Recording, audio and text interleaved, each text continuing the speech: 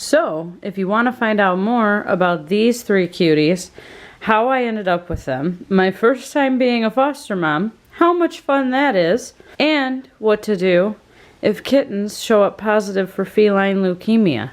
We've waited the month, and we're about to see what happens.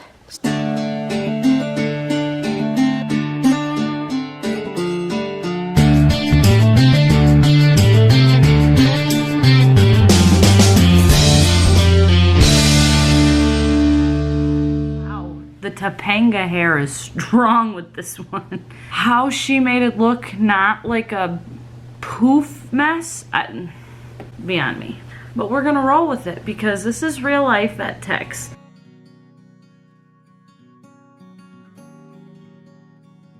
I'm Mariana and I'm a licensed vet tech, and because of my job being a vet tech is actually how I ended up with these kittens. Long story short, we had them from pretty much 2 weeks of age. There's so many hours that went into the care of these three kittens. We were holding on to them until the rescue that we were working with could take them. And they ended up testing one of them and they came up positive for feline leukemia. Now, because of a shelter's limited resources, they would not be able to care for these kittens in that capacity because feline leukemia cats don't get adopted, especially since leukemia in people, I think it scares people to think that they could buy a pet. And the reality of the situation is if they get sick, they get sick. So that's the mindset of the shelter. I actually wanted one of them, Goose. I was gonna let the shelter take them, sit on the decision on whether or not I wanted to have a cat because it's a financial responsibility more than anything else.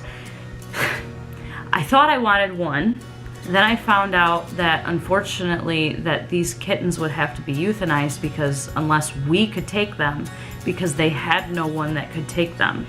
I told my boss, I'm like, listen, I have a feline leukemia cat at home, so it's no risk to me or my animals.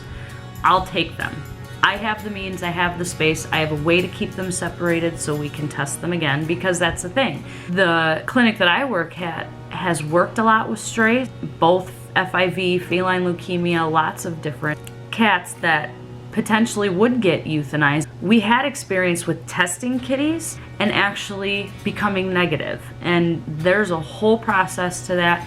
And I actually want to make like a sister video to this video explaining feline leukemia. So if that's something that you're interested in, please like this video. I got these kittens and I brought them home the first day, and thought Bentley was gonna be all about it. Bentley was not all about it at all. He was terrified of these kittens, and I thought he would do great because he's used to my sister's cat. Give Binks kisses. Yeah, give him kisses. Go give Binks kisses. Yeah, give him kisses. I didn't realize my sister's cat's 15, doesn't move all that fast, could really care less about him. These kittens move way too fast, for one. They are so interested in him to the point where he doesn't know what to do with himself. Baby, so my pup. I'm gonna get this right one day. This is the reaction. You're gonna love him.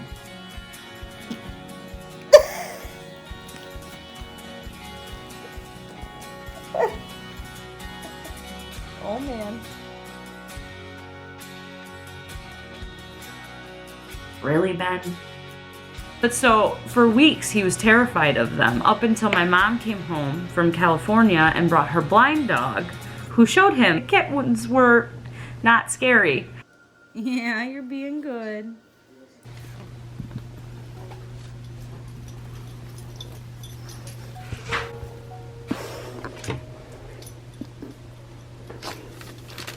Yeah. At this point, I'm like, great, okay, well, that kicked me out of my own bedroom. Just so everybody's aware, I slept on the couch for 3 weeks. It sounds funny, and a lot of people would be like, why would you sleep on the couch? I have a 15-year-old cat with feline leukemia, and stress can bring about sickness. He's by himself all day, and he's very needy, and I know this about him. And I didn't want to lock him out of the bedroom because he's used to sleeping with us at night. It's really important to think about your routine to not upset your animals that you currently have, because they're there to begin with and you don't want to put them out any more than you want to put yourself out. I kept them in the bedroom and I slept out here. Plus Bentley would want to sleep with me. Thankfully, we have gotten the routine down, making sure that it's safe and thought out as I could possibly make it. I'll show you my setup and how I went about it to make sure everybody was staying safe and giving them the best possible chance that they could have, where if they are going to show up negative or there's the possibility of them showing up negative, I'm not going to have my cat give it to them while they're here. That's number one. At least that was my biggest concern.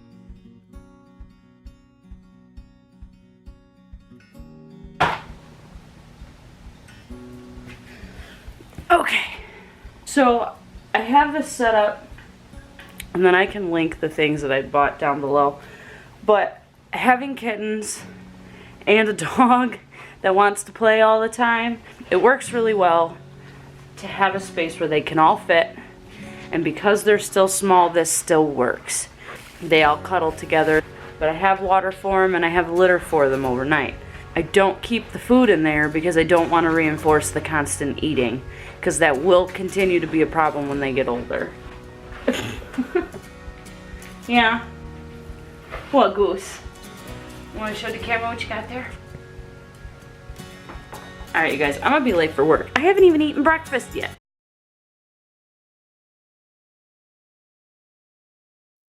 Come on, Tango. It's your turn. Come on, baby. Scoot the booty in. Come on, let's go. Oh! Yep, scoot the booties in. Alright. I got lunch, got my money. You guys ready to go? Yeah, we ready to go for a car ride?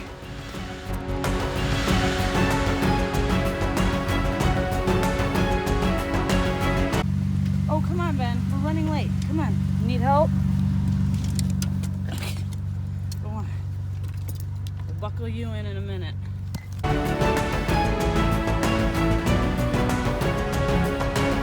This is foster life at its finest.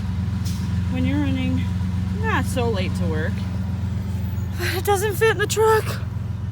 Okay. Because we're going to try and organize that to fit them. Haha. Okay, I didn't actually have to do that much. Yeah, now you can see Ben. Alright, now let's go. What? We going to work? Alright. We ran these snap tests. This whole room was just staring down these tests. It was the longest 8-minute test of my life. But we used lavender top tubes and we used FELV and FIV snap combo test. Well, the test results came back. They're still positive. So what does that mean? Feline leukemia, I want to stress, is not a death sentence. Both of our cats got it when they were 3 because my sister's cat liked to go outside and have fun with the other kitties in the neighborhood, and I think that's when he got it. And because we didn't keep our cats separated, we had no idea. I didn't find out until a couple years later. And I had no reason to think that they were sick. So what does this mean for these guys? This means that I will continue to take care of them. I have a few people interested in potentially giving at least 2 of them homes, but I mean, look at this.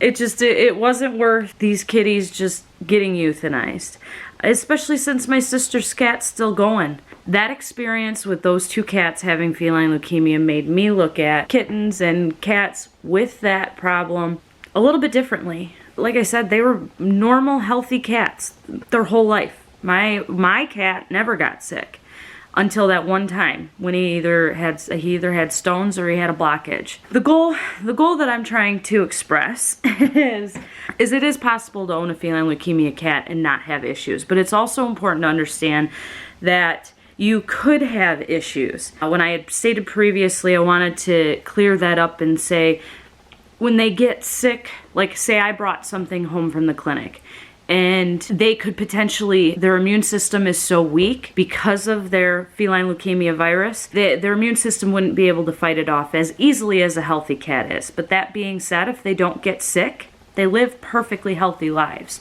It's just something to keep in mind. My goal is to show people that these kitties, even though they may be feline leukemia, they're still wonderful pets. When they hit a year of age, they could potentially be negative in the future, but there's still the possibility of them being positive, so it's important to know that. Something else that I wanted to clear up too, you saw the cage in the living room. Right now, my sister's cat's not here, so now they are able to have the roam of the household, which is exactly what they're doing. They're taking over my household. They have to stay in the cage overnight now because they tear the house apart.